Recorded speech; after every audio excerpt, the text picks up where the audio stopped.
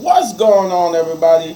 So, as you can see, we got another Mr. Ballen video, and this one is titled Every Parent's Worst Nightmare / Places You Can't Go, Part 36. It's a long one. This is a 30-minute video, so make this intro short and sweet. Thank you for everybody who watched my last reaction. As a small-time YouTuber, it fills me with joy that I was able to have 1,000+ people enjoy this video. It's just, I like to know there's other people, there's a lot of people obviously who likes Mr. Ballen video. So thank you for joining me. So join me again as we about to see. So like I said, long video. Let's do it.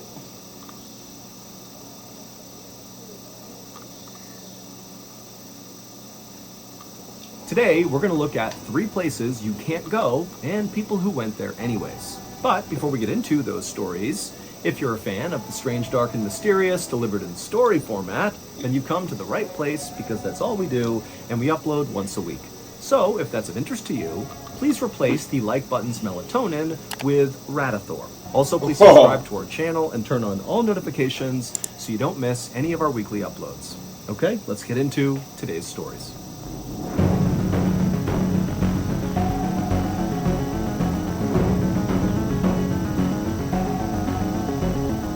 The 15th floor. By the beginning of 2016, everybody who lived in apartment building number 12 on Shanxi Road in the big Chinese city of Xi'an knew to stay away from the woman who lived at the end of the hall on the 15th floor. Now, they didn't know much about this woman, but what they did know about her was totally bizarre and kind of alarming. The woman, whose family name was Wu, but nobody actually knew this woman's individual name, was 43 years old, and she lived alone. And from what residents could tell, nobody ever came to visit her, and she almost never left her apartment. But oftentimes, residents on the 15th floor could hear this woman talking to herself very animatedly inside of her apartment, and sometimes she'd even get into these big arguments with herself, where it was clear she was kind of playing the role of multiple personalities at once. But none of these things were the reason why people avoided her altogether. They avoided her because she seemed really dangerous. One day, a few months earlier, a teenage girl was walking down the hallway on the 15th floor, making her way towards her friend's apartment, when she passed by this woman's apartment door. And as soon as she walked past, the door to this woman's apartment flew open, and the woman rushed outside and began screaming incoherently.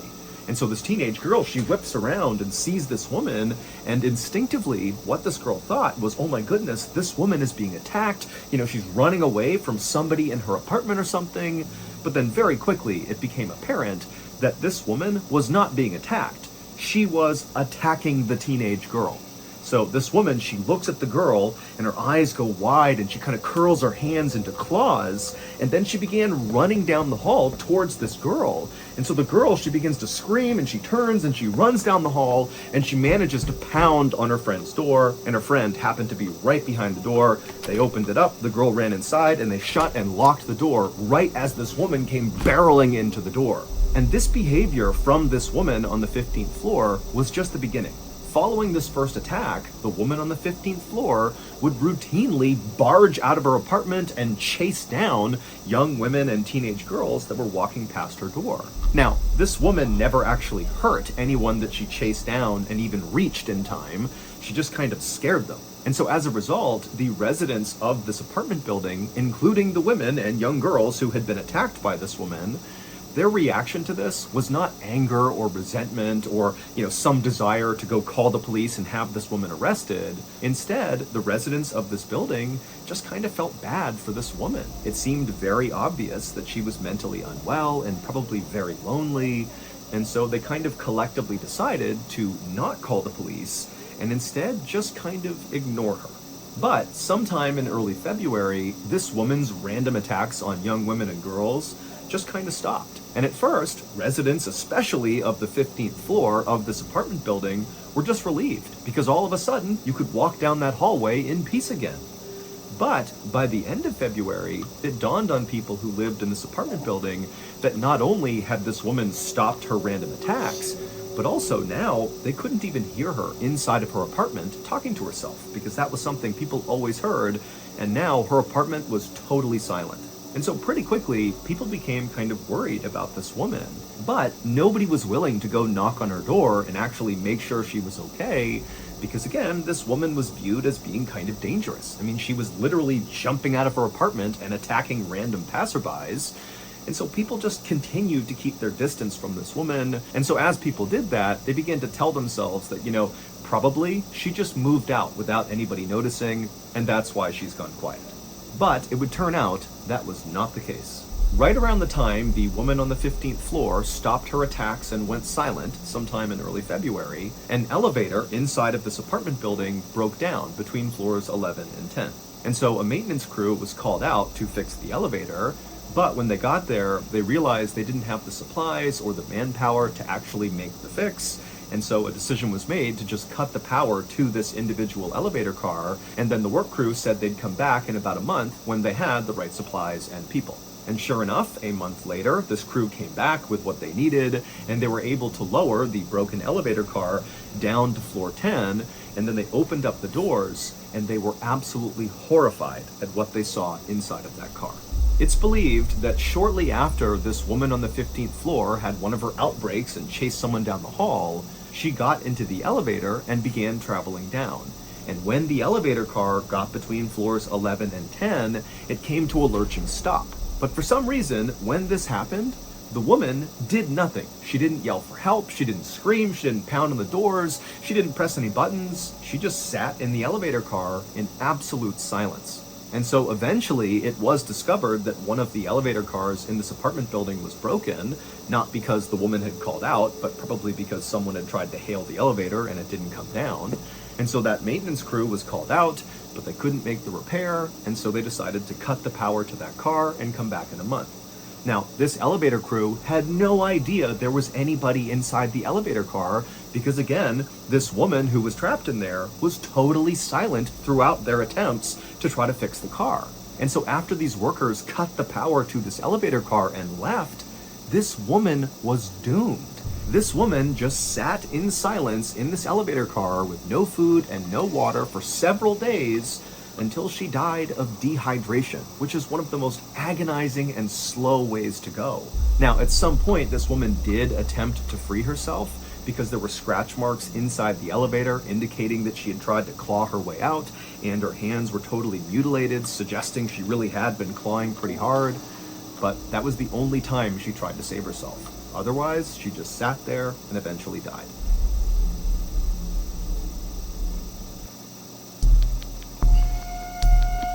The pier. At around 5:20 p.m. on August 31st, 2007, a young couple stepped onto the beautiful sand of Yelo Beach, which is located at the very southern tip of South Korea. The couple grabbed each other's hands and smiled in excitement as they looked out on the water and saw all these fishing boats that dotted the horizon, and then behind them were all these beautiful mountains. I mean, this was a spectacular place. They couldn't believe that a place so gorgeous and so remote was located only a 1-hour train ride away from the busy city where they went to college. The couple's names were Kim and Chu. Kim was 21 years old, and he was an athlete and a very dedicated student. And Chu, she was 20 years old and also very studious, but maybe unlike Kim, she was a bit more reserved and shy. In fact, Kim was Chu's very first serious boyfriend, and she absolutely adored him. And in fact, this was going to be the couple's kind of big first trip that they would take together. It was a Friday, and Kim and Chu planned to spend the entire weekend exploring this place called Yelo Beach. Yelo Beach is located right against this quaint little fishing village, and it's famous for its beautiful silver-colored sand. In fact, the beach is so famous, lots of people come out here and just camp out on the beach because it's just so beautiful.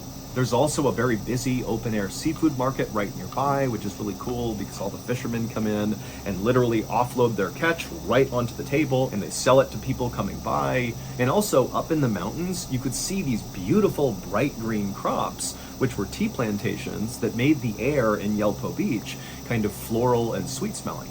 But before Kim and Chu began exploring all the kind of main tourist attractions, they wanted to go check out the fishing pier, which was not really a touristy attraction. It was just a regular fishing pier. But, Kim and Chu had been on this hour-long train ride and they wanted to stretch their legs, and the sun was starting to go down, and so they figured they could walk out on the pier, have a beautiful view of the water, and watch the sunset, and then after that, they could go kind of explore the main areas. And so Kim and Chu, still holding hands, began walking on the silver sandy beach in the direction of this fishing pier off in the distance. And as they were walking, Chu pulled out her camera and was taking all these pictures. But then at some point, Kim, who again is holding Chu's hand, he just abruptly stops and kind of squints his eyes and looks off in the distance towards the fishing pier. And Chu, she puts her camera down and asks Kim, what's going on? But Chu, without even saying anything to her, just raises his hand and points. And then seconds later, Kim and Chu were running down the beach. The next day, Chu was supposed to call her mother and check in about how the trip was going so far, but she never did. And so her mother eventually tried calling Chu later in the day, but it went straight to voicemail. And then also when Chu's mother called Kim, Kim was also not answering his phone. And so by the end of this day, when Kim and Chu's parents had not heard from their child, they did not wait for any more information. They knew this was so uncharacteristic of these two to go completely radio silent with no reason that the parents just went straight to the police and filed missing person reports. The police would launch an investigation very quickly, but they didn't have much to go on. All they knew was 2 adults were not answering their phone, but that was it. And so they started by trying to locate Kim and Chu's phones, but neither phone was giving off a signal, so they couldn't find them. And so next, the police went to Yelpo Beach and began talking to people who were there on the day that Kim and Chu were to ask them if they had noticed anything funny, if they had seen the couple, did you notice them fighting? Were they talking to anyone unusual? Anything.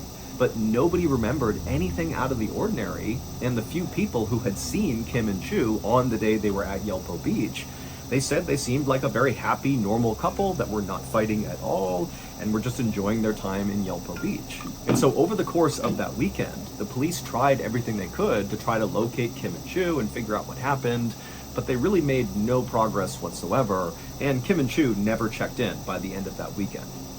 But everything would change on that Monday, September 3rd. On that day, a fisherman spotted a body floating in the water near Yelpo Beach, and it was Chu's body.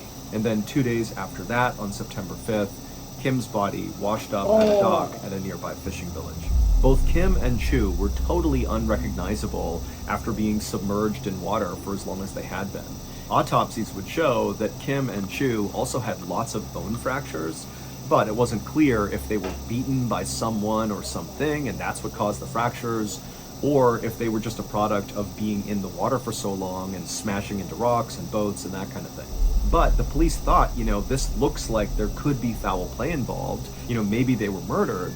And so the police went back and began scouring all the footage from all the cameras at Yelpo Beach to see if maybe they could find some clip that would show what happened to this couple. And eventually, one of the detectives who was looking through all this footage found something really interesting. He found a very short clip of the couple over at that fishing pier that they had been walking towards. However, they were not up on the fishing pier like you would expect.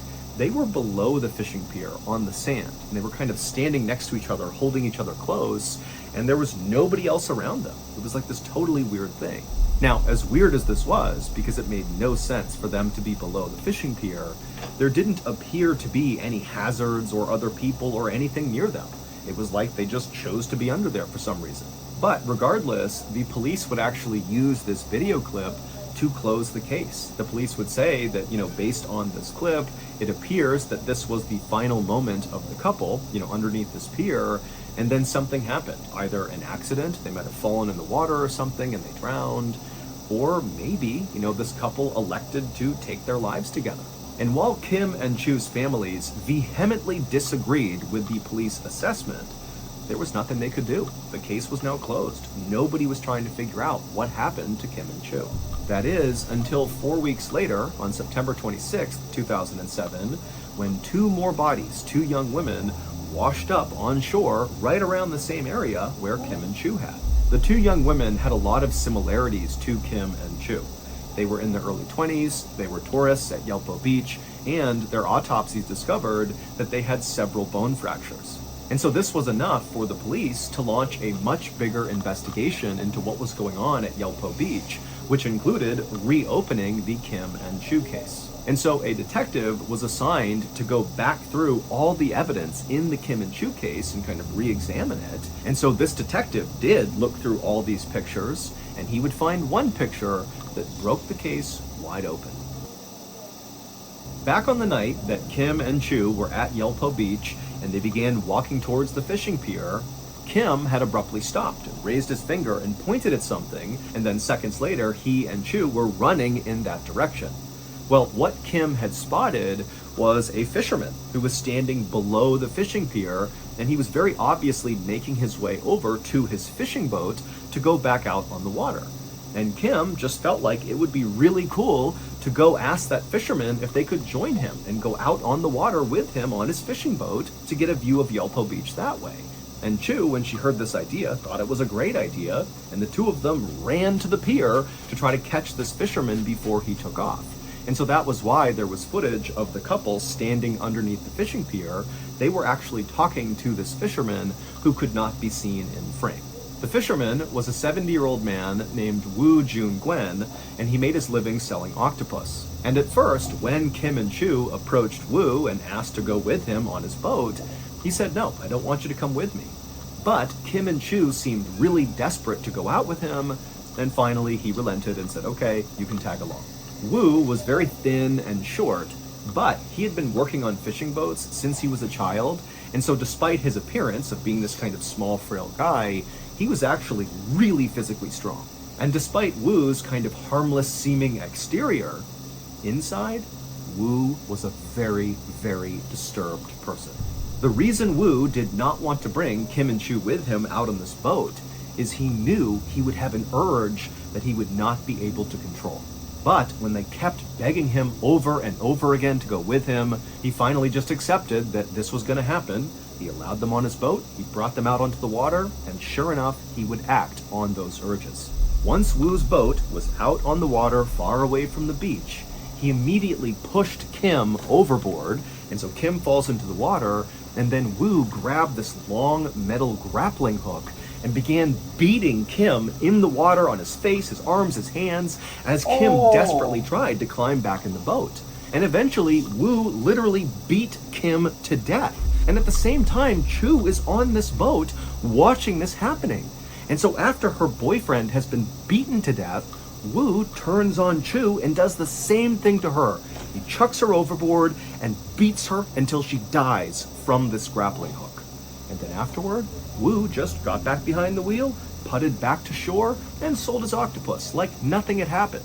And Wu very likely would have gotten away with these first two murders, except 4 weeks later, it just so happened that two more tourists, those two young women, just happened to ask Wu the same question. "Can we go out with you on your boat?" And he would kill them the same way he killed Kim and Chu. Except one of those two young women, while they were out on the water in his boat before they were attacked, she sensed something was wrong, and she sent a text message saying she was in trouble on a boat. And when the police found these two women's bodies and found that text message, they immediately searched the registry that listed all the boats that had been out on the water near Yelpo Beach that day. And because it was a holiday, there was nobody out on the water except for one boat. That boat was Wu's boat. And this is where that photo the detective found on Chu's camera roll, when finally somebody looked through the photos, that's where that photo comes into play. The last picture that Chu took is of Wu. Wu is right in front of her, he's piloting the boat out into the open ocean, and Chu just took a picture of him, not knowing what was actually happening, that this guy was driving her out to her death. Ultimately, Wu would be convicted of the murders, even though he didn't really offer up any clear explanation as to why he killed these people. He just kind of acted on these urges, so to speak, and he would be sentenced to death, and he would become the oldest death row inmate in South Korea. Jesus Christ.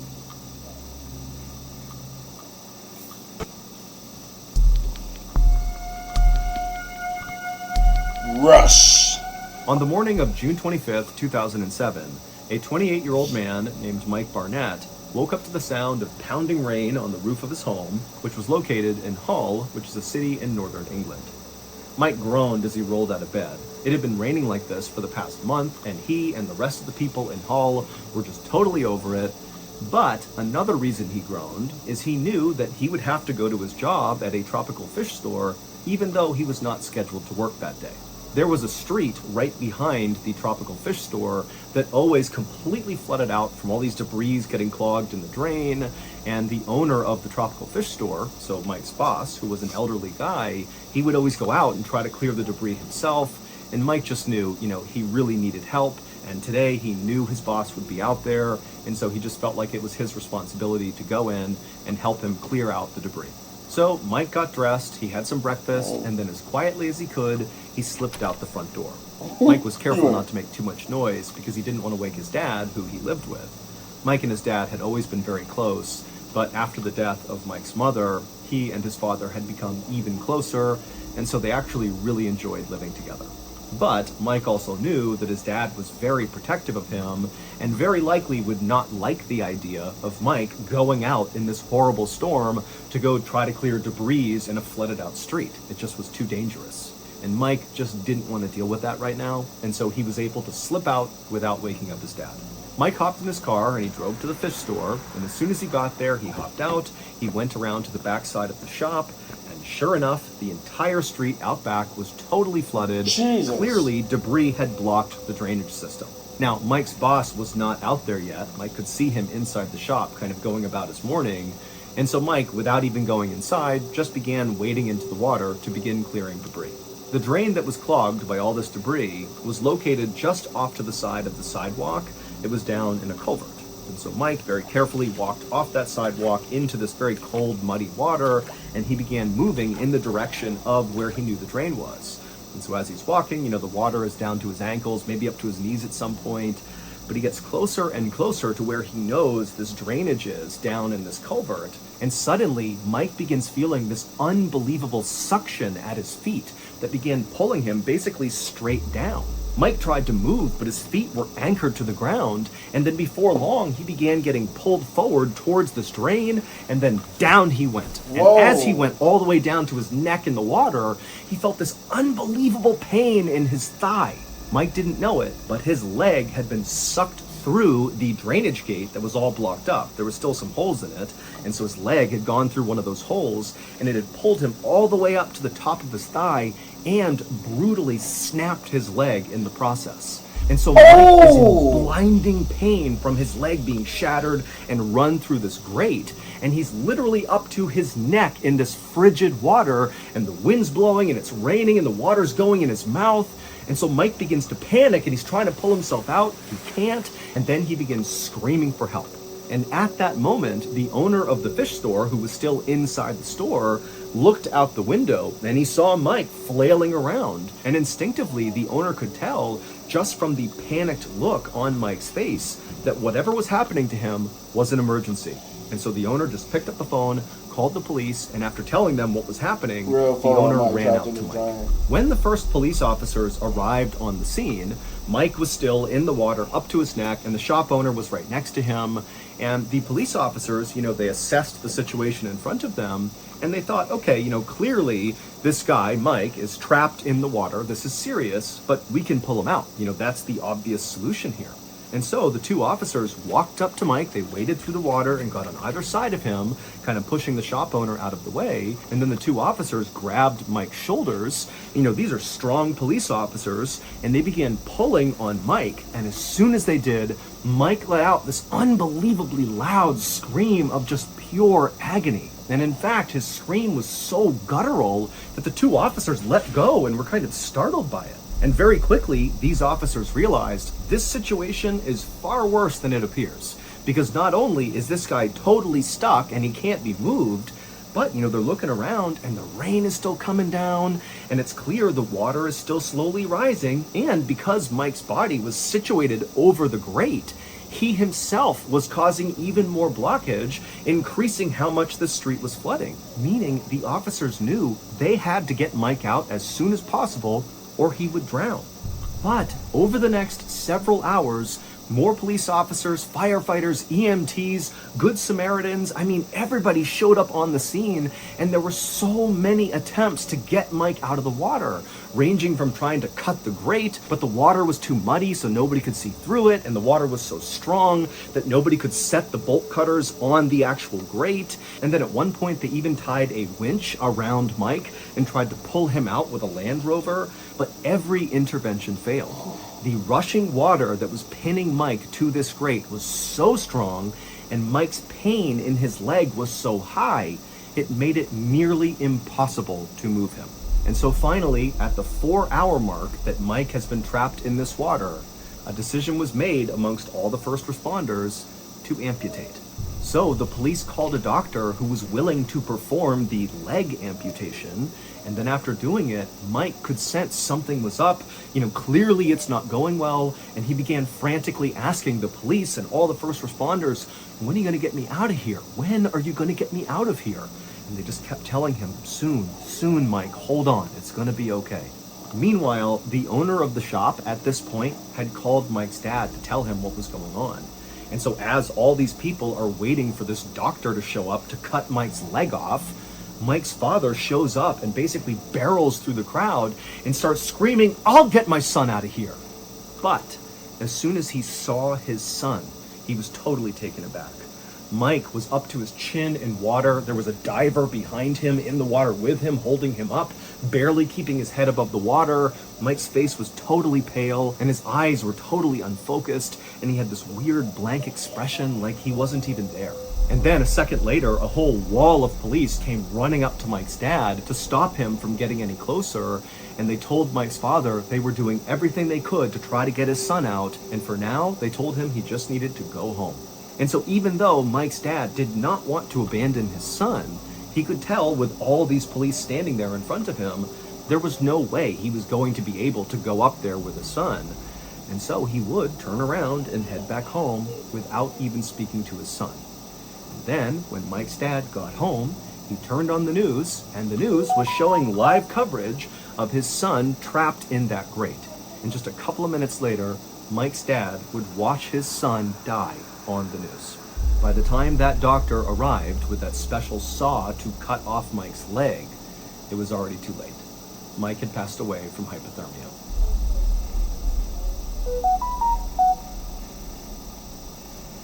On a July day in 1976, a man named Ray suddenly felt this unbelievable pain in his chest. And so Ray, he grabbed his chest and he grimaced, and then the pain subsided. Now, Ray had never experienced any sort of pain like that before, but he knew he was getting older, and so things like heart attacks and heart disease were definitely...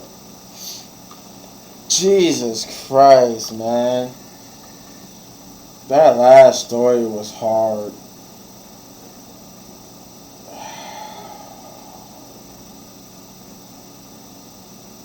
Oh my God.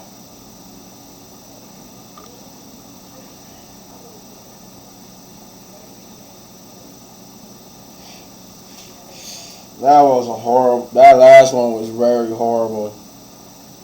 That last one was very horrible. I thought the worst of it was that he was going to lose his leg, but his son died due to hypothermia. Well, guys, you let me know in the comments down below what you thought, and if you enjoyed my reaction, you know what to do, guys. You hit this button, bam, for all of my season 3 reactions. And if you enjoyed the video so much and want to support the channel, you know what to do, guys. Hit those buttons. As always, hit any one of these videos for more of my amazing content.